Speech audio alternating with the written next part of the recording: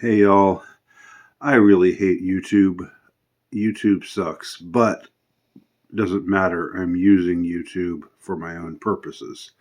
I'm not on YouTube out of any love or high regard for YouTube.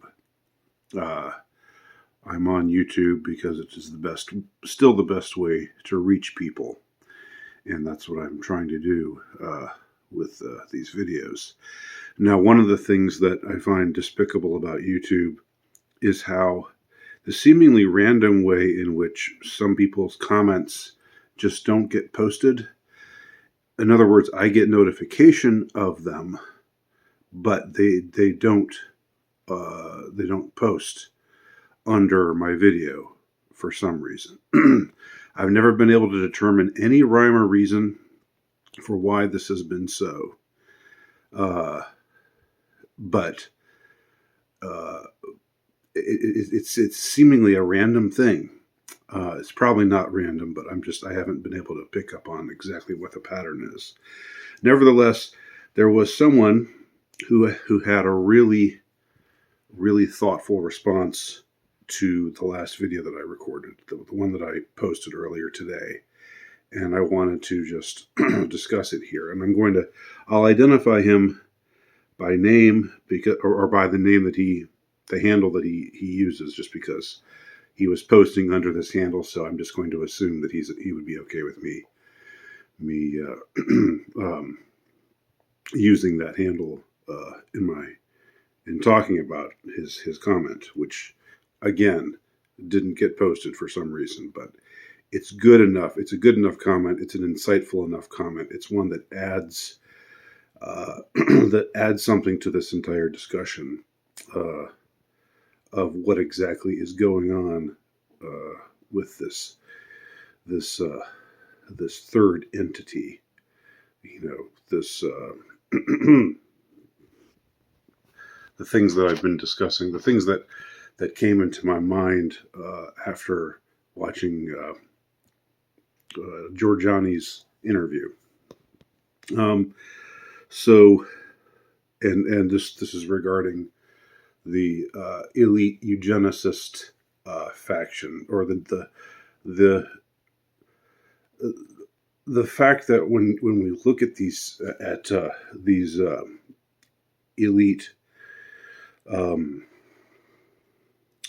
murderous, homicidal eugenicists, that they are not all of one stripe. But what they have in common is their eugenicism. So here's what Florian Geyer and the last part of the handle is spelled Geyer. Here's what he had to say. He said, "The common bond of seemingly disparate forces such as the Rockefeller, Rothschild, Zionists, National Socialists is their belief in an elite master race, the territorial imperative, and war as a natural calling force." I think that is absolutely, positively true. That is an underlying commonality between all of these seemingly disparate ideologies. And he hints at the the elite master race part, and I think that's where the eugenicist aspect of it comes in.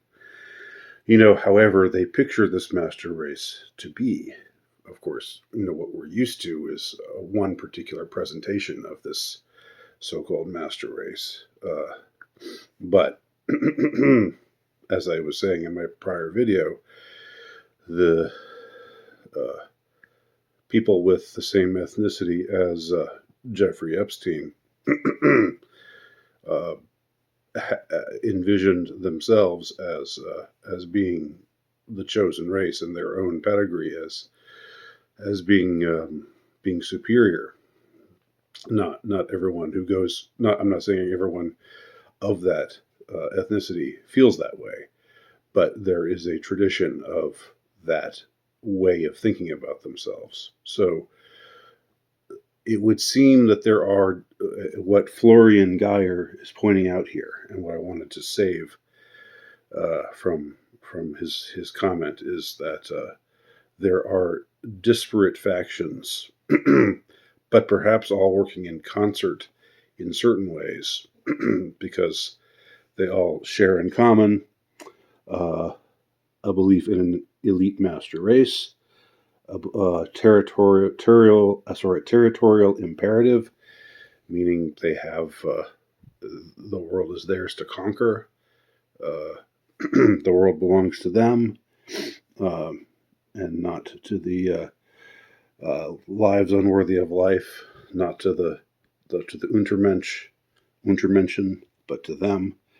And finally, war as a natural culling force.